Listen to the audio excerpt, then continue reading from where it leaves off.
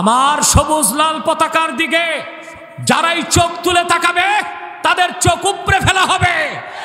আমার বাংলার 1 ইঞ্চি মাটিতে কেউ কালো হাত বসালে সেই আগ্রাসী কালো হাতকে ভেঙে টুকরা টুকরা করে দেবার শপথ নিতে হবে।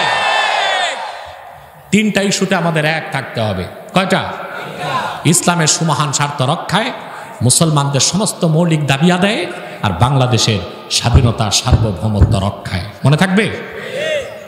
আমরা দান করতে পারি না, বরং আমাদের অভ্যাস হচ্ছে কিভাবে মানুষেরটা লুটপাট করে খাওয়া যায়। সত্য কিনা বলে?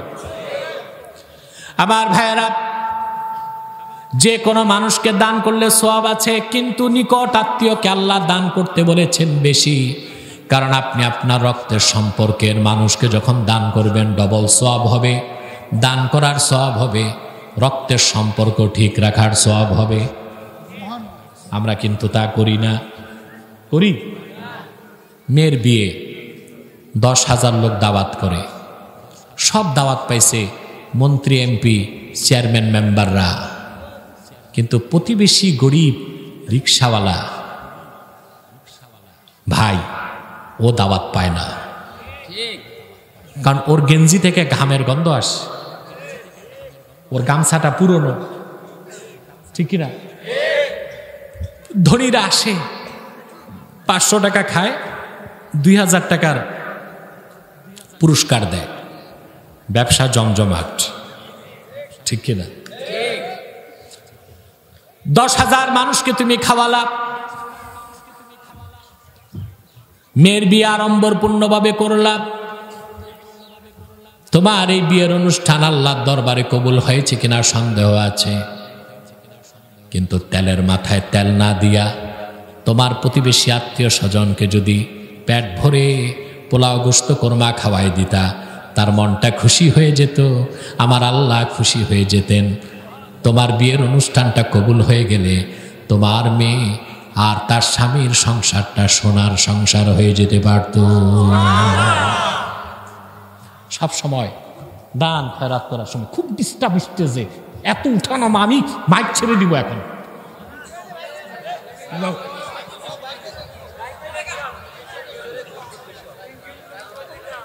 সম্মানিত সুধী, তাহলে 3 নম্বর নির্দেশ কি? গরিবদেরকে দেওয়া, নিকটাত্মীয়কে দেওয়া। করবেন এটা? আমি বলে যাই, হাজার হাজার মানুষ আছেন, মসজিদ ভিত্তিক সমাজ সেবা চালু করুন। বুঝলেন ভাই? মসজিদ কমিটি, ইমাম সাহেবের সভাপতিত্বে ফান্ড গঠন করুন। এলাকার যত অসহায় গরিব তাদের সাহায্যে এগিয়ে আসুন। মসজিদ থেকে সমাজ সেবা চালু করতে হবে।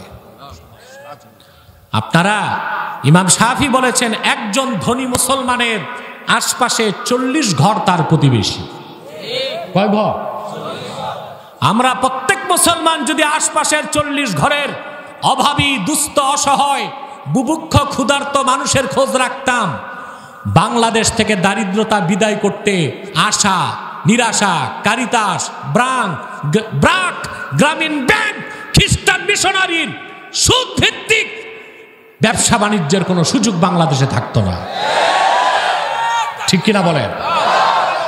আজ খ্রিস্টানরা মিশনারি কার্যক্রমের মাধ্যমে আর এনজিও গুলো মাইক্রো ক্রেডিট, ক্ষুদ্র ঋণের নামে আমার দেশের মুসলমানের ঘরে ঘরে সুদ পৌঁছায় দিচ্ছে।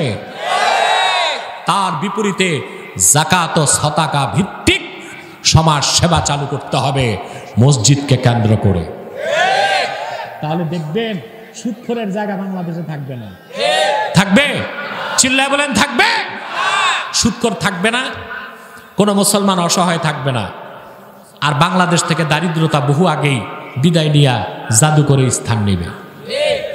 আমরা নিকট আত্মীয়দের খেয়াল রাখবো। কয়টা আদেশ? জোরে বলে? 3টা। এরপরে 3টা নিষেধ ব্যাখ্যা করার সুযোগ নাই, অনুবাদ করে দিচ্ছে। ওয়ায়ানহা আনিল ফাহশা, আল্লাহ নিষেধ করেন অশ্লীল কাজ থেকে, ওয়াল মুনকার, নিষিদ্ধ কাজ থেকে, ওয়াল বাগই, জুলুম থেকে। কিসের থেকে? অশ্লীল কাজ আর হারাম কাজে পার্থক্য কি? পার্থক্য এতটি, প্রত্যেকটা অশ্লীল কাজই হারাম, কিন্তু প্রত্যেকটা হারাম কাজ অশ্লীল নয়।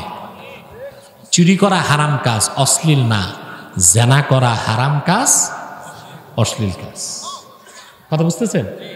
আমার দেশে অশ্লীলতা বাড়তেছে না কমতেছে?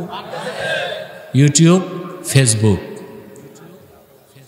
অপসংস্কৃতির মাধ্যমে বেহায়াপনা, বেলেল্লাপনা, অশ্লীলতা সমাজের রন্ধ্রে রন্ধ্রে পৌঁছে যাচ্ছে। ইসলামী জিন্দিগি চর্চা করা ছাড়া এই অশ্লীলতা বন্ধ হবে না। আর অশ্লীলতা বন্ধ না হলে পারিবারিক সুখ শান্তি কোনো দিন আসবে না।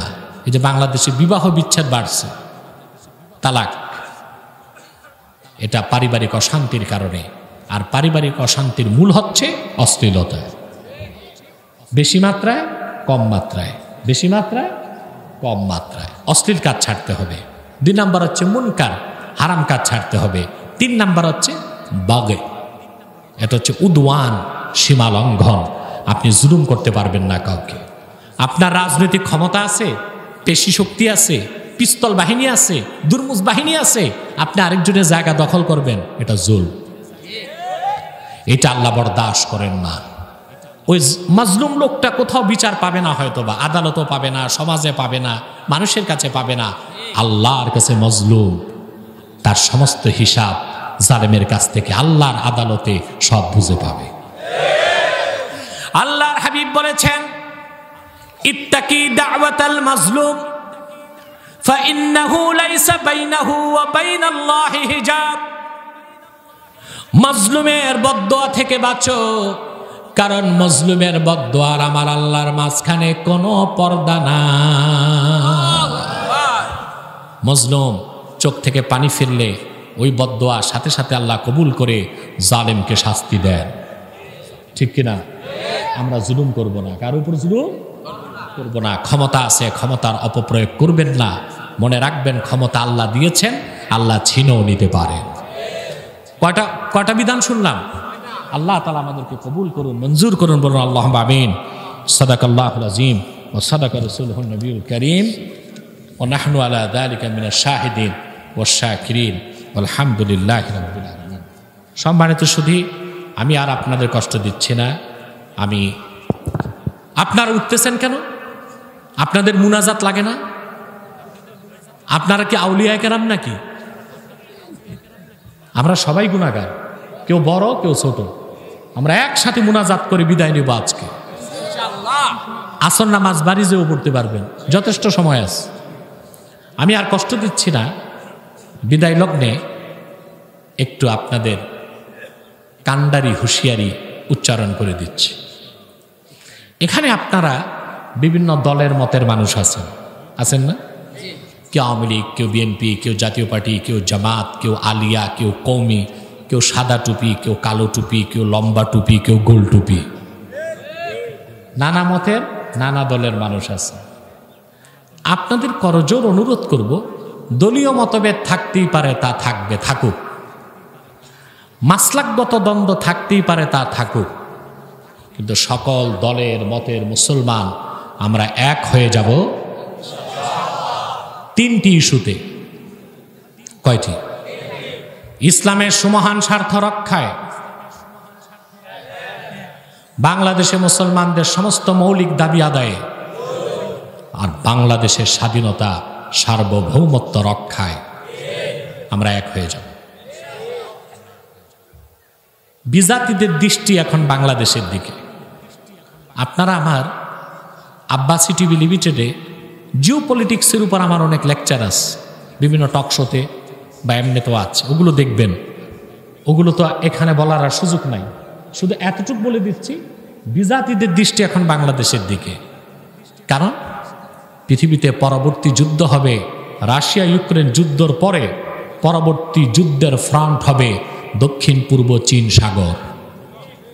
তাইওয়ানকে কেন্দ্র করে যুদ্ধ হবে, সেখানে যুক্তরাষ্ট্র একদিকে নেতৃত্ব দিবে, চীন রাশিয়া আরেক দিকে নেতৃত্ব দিবে। এর জন্য পশ্চিমাদের খুব বেশি দরকার বাংলাদেশ নামক রাষ্ট্রটা ঘাঁটি বানাবার জন্যে, না তা হতে দেওয়া হবে না। আমার সবুজ লাল পতাকার দিকে যারাই চোখ তুলে তাকাবে তাদের চোখ উপড়ে ফেলা হবে। আমার বাংলার 1 ইঞ্চি মাটিতে কেউ কালো হাত বসালে সেই আগ্রাসী কালো হাতকে ভেঙে টুকরা টুকরা করে দেবার শপথ নিতে হবে। 3টা ইস্যুতে আমাদের এক থাকতে হবে। কয়টা? ইসলামের সুমহান স্বার্থ রক্ষায়, মুসলমানদের সমস্ত মৌলিক দাবি আদায়ে, আর বাংলাদেশের স্বাধীনতা সার্বভৌমত্ব রক্ষায়। মনে থাকবে? আমাদের এই 3টি স্বার্থের বিপক্ষে কাজ করতেছে বাংলাদেশে 3টি অমুসলিম সম্প্রদায়। কয়টি? তার মধ্যে সবচেয়ে জঘন্য হচ্ছে কুখ্যাত কাদিয়ানি সম্প্রদায়। নিঃসন্দেহে তারা কাফের এবং অমুসলিম। তাদেরকে যারা কাফের বলবে না তারাও কাফের, কারণ তারা আল্লাহর আখিরি নবী মুহাম্মদ সাল্লাল্লাহু আলাইহি সাল্লামকে আল্লাহর শেষ নবী হিসেবে বিশ্বাস করে না। চিল্লায় বলেন নাউজুবিল্লাহ। এজন্য তারা কি?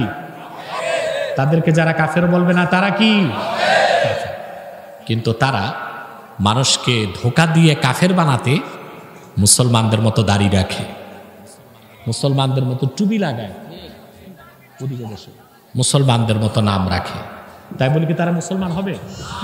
আচ্ছা ভাই, দাড়ি রাখলে কেউ যদি মুসলমান হইতে পারত তো রবীন্দ্রনাথ ঠাকুরের চেয়ে বড় মুসলমান কে হইত? সে কি মুসলিম ছিল না অমুসলিম?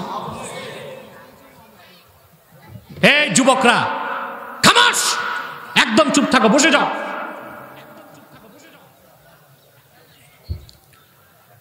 টুপি লাগালে মুসলমান হওয়া যায়? ভারতের মনমোহন বাবু মাথায় কি পাগড়ি না ডেক্সি? সে কি মুসলিম না মুসলিম? নাম রাখলে মুসলমান হওয়া যায়? এক শয়তান বোতলে পেশাব করে উপরে নাম লেখছে শরবত। ওটা কি শরবত হবে? সেটা কি? তদ্রুপ কাদিয়ানীরা অমুসলিম। আব্দুল আউয়াল, আব্দুস সামাদ, মুবাশশির আলী, কবির চৌধুরী এসব নাম রাখার দ্বারা তারা মুসলমান হতে পারে।